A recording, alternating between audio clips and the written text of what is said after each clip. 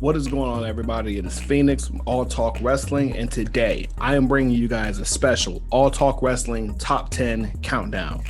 We're going to be going over what I believe were the top 10 matches of this past week's WWE WrestleMania weekend. I will be including matches from both NXT Takeover Stand and Deliver Night 1 and 2 and WrestleMania's Night 1 and 2. These are the matches that, just in the order, I think completely captivated me. I was completely behind. I was super entertained by. I can go back and watch 5 or 6, 7 times over. WWE put on well over 20 plus matches this past week. So having to come down to what I believe were the top 10 of these matches was a little bit challenging. I went back and rewatched a lot of the matches throughout the course of the week just to make sure that I had enough reason to put them where I'm putting them. But I hope that you guys enjoyed this list that I'm presenting to you. Again, as always, like and subscribe to the channel, comment on the video, let me know what your points or opinions are. I like to have these discussions. So with that being said, let's jump right into this video.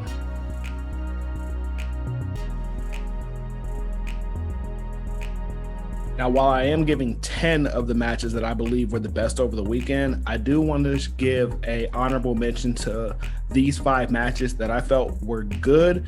They were great, but just not good or great enough to have overtaken any of the other matches that I have ahead of them. These are the ones that could have made their spot but didn't. My honorable mentions.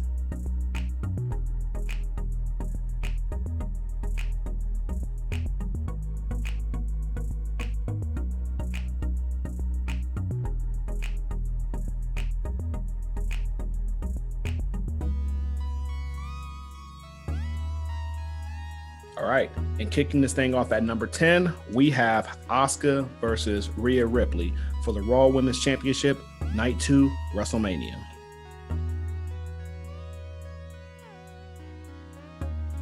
Now, this was a match that I was heavily excited for when Rhea Ripley came out a couple of weeks ago and announced that she wanted to challenge Asuka for the Raw Women's Championship at WrestleMania. It was better than, I don't know, a Charlotte versus Asuka rematch, or even a Charlotte versus Rhea Ripley rematch. I like the chemistry that Rhea and Asuka had at WrestleMania. They put on probably arguably a top 10 women's match at WrestleMania all time. I was heavily entertained by it. I felt like it could have gone just a little bit longer than it did, but that'll be the issue that I have with a lot of matches.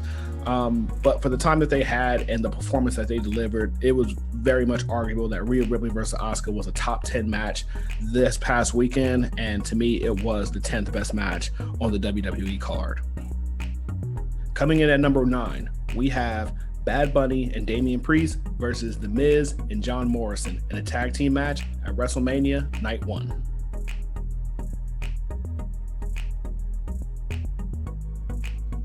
I believe that Bad Bunny had the best showing of anybody at WrestleMania to a certain degree. Not saying that he was the best, but for what I expected out of him and what he delivered, my God, that match was absolute flames. And Damian Priest, John Morrison, and The Miz did everything in their power to make him look as good as he did. But throughout the course of the match, I was heavily entertained.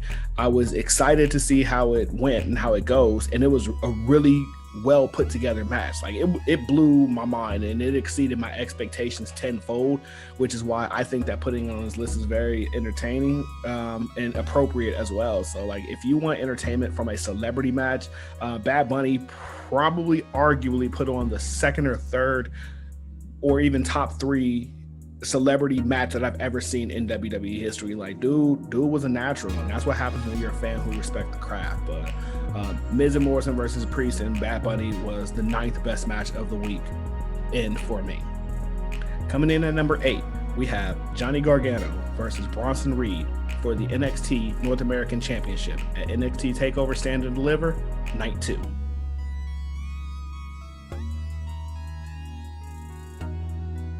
So I'm not gonna lie, I would have rather seen Dexter Lumis or Isaiah Swerve Scott or even Cameron Grimes have taken the spot for Bronson Reed, because I didn't think that him and Gargano would be able to put on a good match. But boy, was I wrong, and was I glad to be wrong.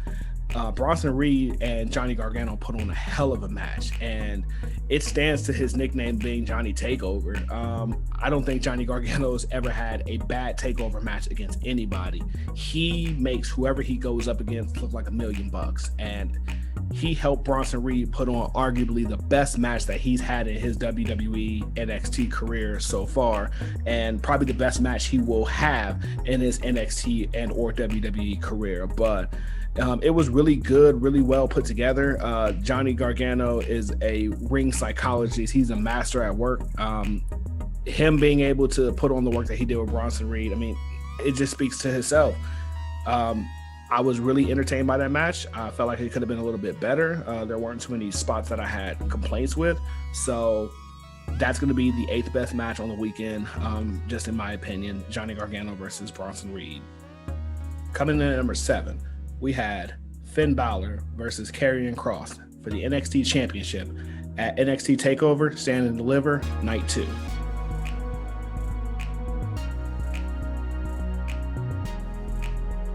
Talk about the unstoppable force meeting the unmovable object. You had Finn Balor, who had never lost a championship match at an NXT TakeOver, going up against Carrion Cross, who had never lost a singles match in his NXT career. Something had to give here, and unfortunately, it was Finn Balor suffering his first NXT TakeOver championship defeat. This is really a hell of a match, man. Like, I knew that it was going to be a good one from the time that Karrion Kross challenged Finn Balor, and I'm glad that he did. Just their two styles working against each other was brilliant. I mean, I don't really have too much of a complaint about it. Just about anything that Finn Balor does as the Prince as well. And I'm heavily entertained by Karrion Kross, his style, his theatrics, him and Scarlett. I would have loved this match a little bit more and probably would have ranked it a little bit higher if we would have had the Demon Finn Balor versus Karrion Kross. That would have been, just on the psychology alone, a mind-blowing match. But I'm satisfied with what we had. Good enough for number 7 on this list of all the matches this past weekend. Coming in at number 6, we have Bobby Lashley versus Drew McIntyre for the WWE Championship at WrestleMania Night 1.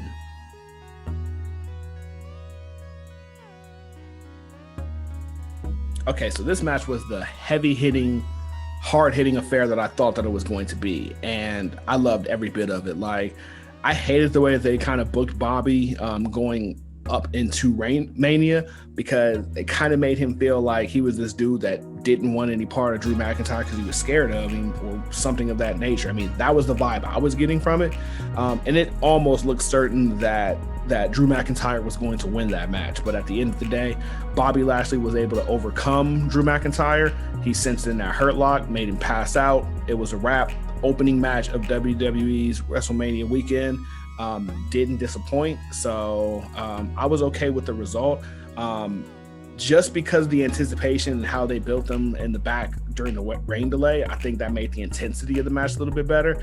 There really wasn't too much MVP in the match, and I feel like, you know, the one moment that he had where he called Bobby's name and it kind of threw McIntyre off, I mean, that was the window of opportunity that he needed. So, I mean, I don't know. I don't really have too many complaints about it. WWE knocked it out the park with having this match open up WrestleMania Night 1, and I think that Bobby was the right winner.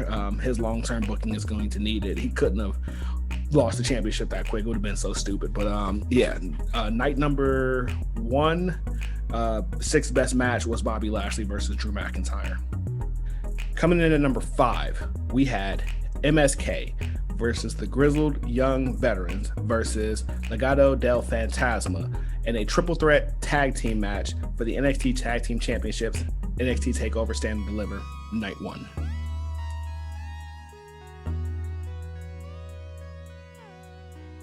All right, so for the introduction, that was a mouthful, but this match was a handful as well. And I am an appreciator of tag team wrestling, and great tag team wrestling at that.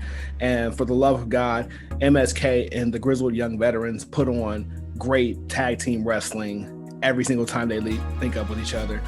even from their Dusty Classic finals match that they had at NXT TakeOver Vengeance Day, adding Legado del Fantasma to the mix as well just made the match that much better. It was just fast-paced. It was storytelling.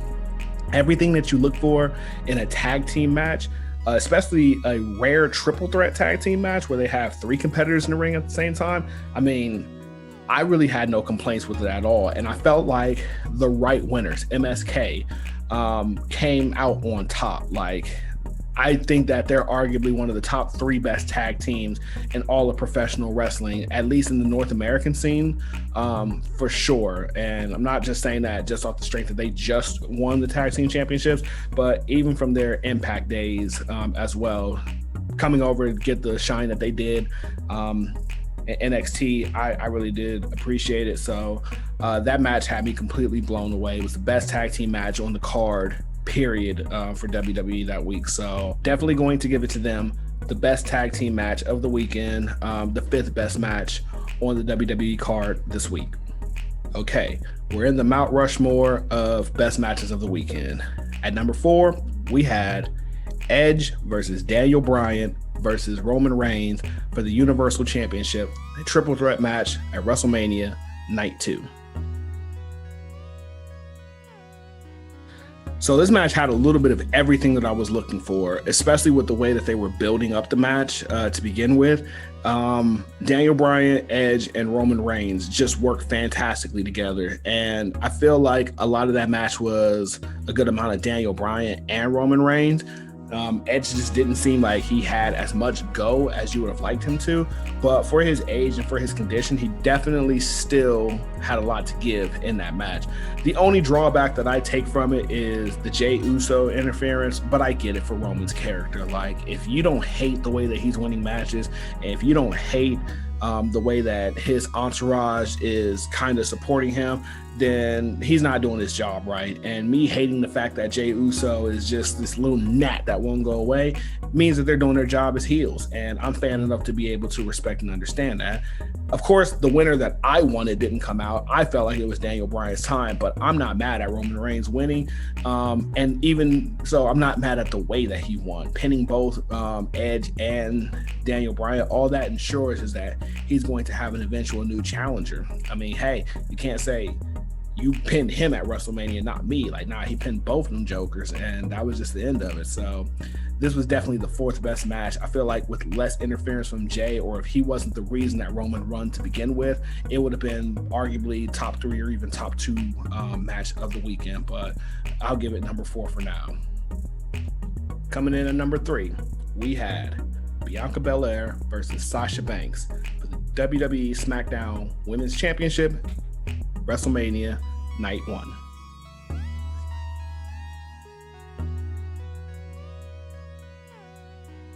I overheard somebody on Twitter say produced by Tyson Kidd is going to be the new tagline for Might Will Made It, or A Key Fuck These Dudes Up, or something like that. Either way it goes, if Tyson Kidd can produce matches like that, then allow him to continue to do so. There was no question that this match should have been the main event of Night 1 for WrestleMania, and it lived up to every bit of the hype because it was the best match for Night 1 of WrestleMania. We had known for weeks, for months, that Sasha Banks versus Bianca Belair was going to be a match that delivered. And for both of their strength and for both of their abilities in the ring, it delivered on all facets. Like, they have amazing, excellent, fantastic chemistry together.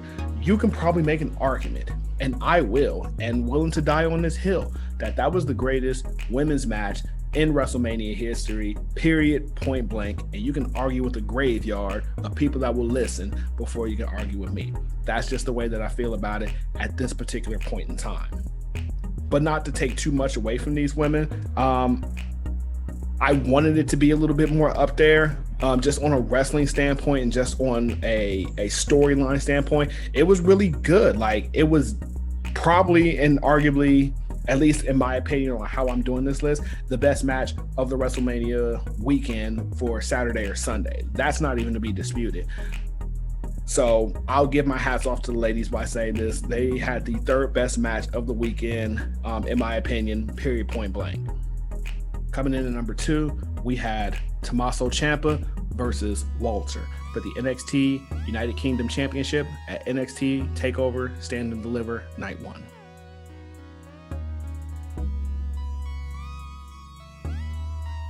Literally a razor thin line is where I had number 3 and number 2 for this. Bel-Air, Banks could have easily jumped this one. Walter, Champa could have easily been behind it, but at the end of the day, after rewatching it, I just found myself a lot more entertained and just thrilled with how that match was constructed together. Tommaso Ciampa and Walter absolutely tore it down. Like, it was just a great overall match. I didn't think that the chemistry between those two would be that good. I mean, I already had a feeling that it was going to be good to begin with. When Tommaso Ciampa first challenged Walter for the United Kingdom Championship, I was all behind that match. It's what I wanted. They gave me what I wanted. So, you know, I was very appreciative of that. But for them to go out there and deliver the way they did with a technical masterpiece, with a hard-hitting affair, including Walter chopping a goddamn announce desk in half, just the storytelling in the match where Walter was hurt and really couldn't use the chop, which kind of neutralized him a little bit and made Tommaso Ciampa that much more believable to be the winner.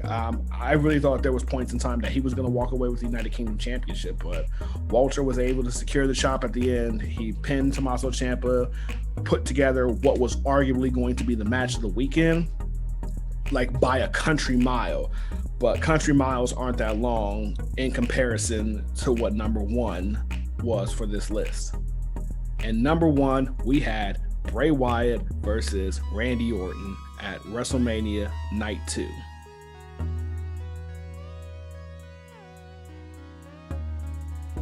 Gotcha, bitch!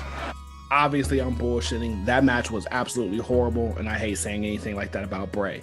But the real number 1 was Adam Cole versus Kyle O'Reilly in an unsanctioned match at NXT TakeOver Stand and Deliver Night 2.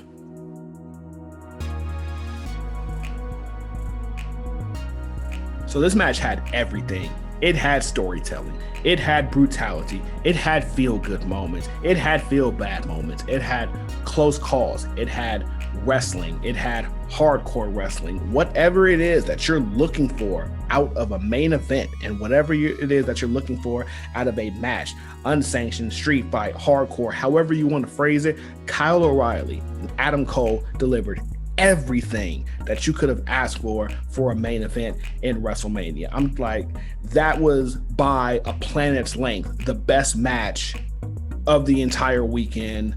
Night 1 or 2 or Stand and Deliver, night 1 or 2 of WrestleMania. That was it. That was arguably WWE's best produced match all year.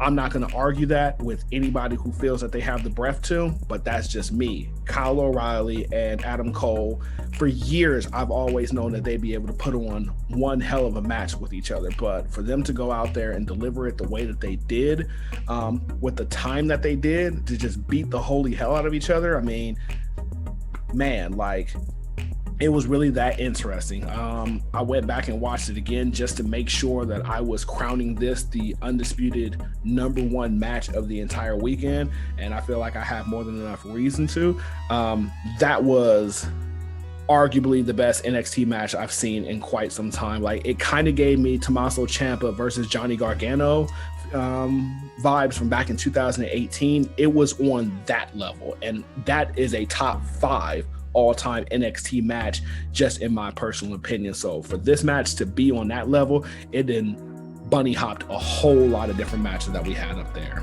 But yes, Kyle O'Reilly and Adam Cole, best match of the entire WWE weekend, bar none. And that's my list.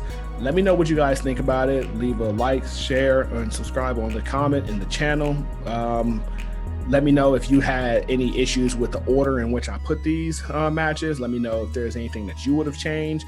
I always like the feedback. I like the conversation of it all. I will be sure to drop a review of WrestleMania and of NXT's TakeOver Stand and Deliver sometime later on this weekend.